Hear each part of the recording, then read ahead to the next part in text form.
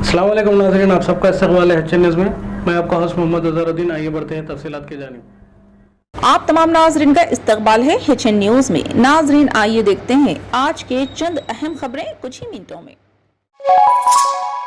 Chief minister Telangana Revanth Reddy ने एक और सनसनीखेज फैसला किया। उन्होंने पुलिस ओहदेदारों को हिदायत दी कि इनके काफिले के लिए ट्रैफिक को रोका ना जाए। रेवंत रेड्डी ने मशवरा दिया कि इनके लिए ट्रैफिक को मुश्किलात ना होने पाए, इस तरीके से इनके काफिले के गुजरने का इंतजाम किया जाए। आम ट्रैफिक के साथ ही इनके काफिले को गुजरने का मौका फराहम किया जाए। कल से आम ट्रैफिक के साथ ही रेवंत रेड्डी का काफिला गुजारने के लिए ओहदेदारों की जानिब से इंतजाम किए जा रहे हैं।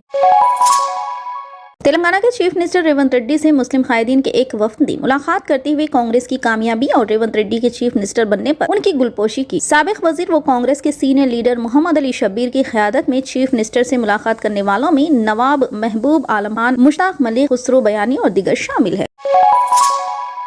तेलंगाना असम्बली में गवर्नर के खुतबे पर हुए इजहार तशक्कुर के मुबाहिस के दौरान चीफ मिनिस्टर रेवंत रेड्डी और बीआरएस के रुकन असम्बली तारिक रामाराव के दरमियान जबरदस्त लफ्जी बहस हुई। तारिक रामाराव ने चीफ मिनिस्टर रेवंत रेड्डी के रिमार्क का जवाब दिया, जिसमें इन्होंने कहा था कि बाज एनआरआईज को जमहूरियत की रूह के मायने समझ में नहीं आते। तारिक रामाराव ने कहा कि रेवंत अवाम के जरिए मुंतखब करदा चीफ मिनिस्टर नहीं बल्कि उन्हें दिल्ली से चीफ मिनिस्टर नामजद किया गया। इन्होंने कहा कि सब जानते हैं कि किस पार्टी ने एनआरआई को लाकर पार्टी सदर बनाया। इन्होंने कहा कि तेलंगाना को रियासत का दर्जा दिलाने का काम के चंद्रशेखर राव ने किया है। इन्होंने कहा चीफ मिनिस्टर बनने के बाद भी रेवंत रेड्डी की तकरीर में कोई फर्क नहीं आया। वो कायदीन के साथ किस तरह अखलाक से पेश आना नहीं जानते, क्योंकि इस ऐवान में रेवंत रेड्डी ने दीगर चीफ मिनिस्टर के नाम लेते हुए उन्हें साहब से खिताब किया और साबिक चीफ मिनिस्टर चंद्रशेखर राव को साहब कहना गवारा नहीं किया। ये इनके अखलाक है।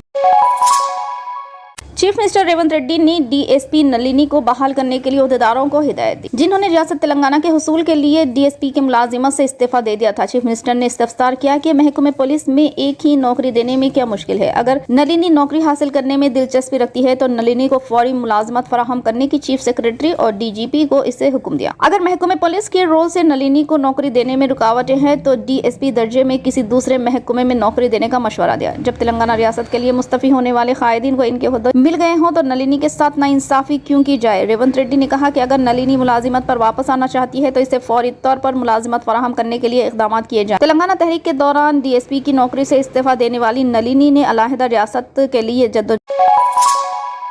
तेलंगाना के गदवाल टाउन में एक शख्स के पैंट के जेब में रखा सेलफोन अचानक फट पड़ा। मुकामी लोगों की इत्तला के मुताबिक गदवाल की बीसी कॉलोनी से ताल्लुक रखने वाले जया रामू तरकारी मार्केट आए थे। जब वो ताजिरों से बात कर रहे थे कि अचानक इनकी पतलून की जेब में मौजूद सेलफोन फट पड़ा, जिसके नतीजे में मार्केट में अफरा तफरी मच गई। इस हादसे में कोई भी जख्मी नहीं हुआ, अलबत्ता पतलून का जेब जल गया और सेलफोन टुकड़े टुकड़े हो गया, जिसकी वजह से मुतासरा शख्स और मुकामी लोग परेशान हो गए।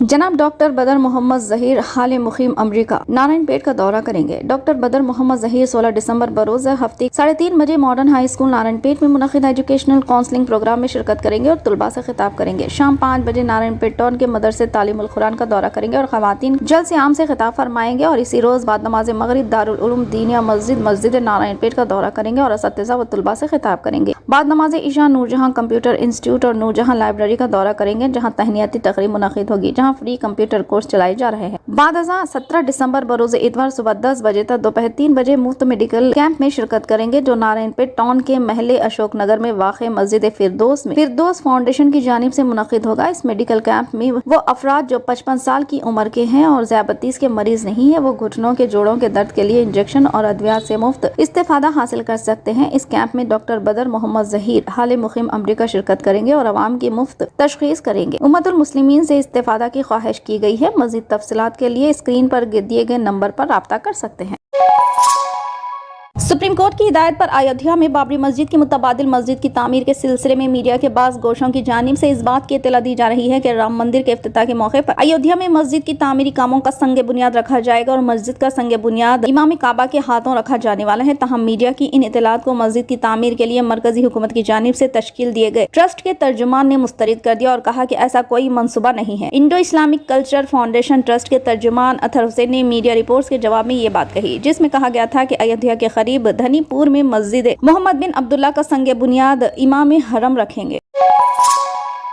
15 साल की मासूम बच्ची के साथ रेप करने के शर्मनाक वाक़े में मुलविस बीजेपी के रुकन असेंबली राम दुलारे को सोनभद्रा के एमपी एमएलए कोर्ट ने 25 साल कैद की सजा सुनाई। अदालत ने सजा के साथ 10 लाख रुपए जुर्माना भी आयद किया। ये वाक़या रियासत उत्तर प्रदेश का है। वाज़ेह है कि रुकन असेंबली को कोर्ट ने 12 दिसंबर को मुजरिम करार दिया था। अब सजा सुनाए जाने के बाद इसकी रुकनियत खतरे में पड़ गई है। ये वाक़या साल 2014 में रियासत उत्तर प्रदेश में पेश आया था और 4 नवंबर 2014 से मुकदमे की समाअत शुरू हुई थी। आज फैसला सुनाया गया।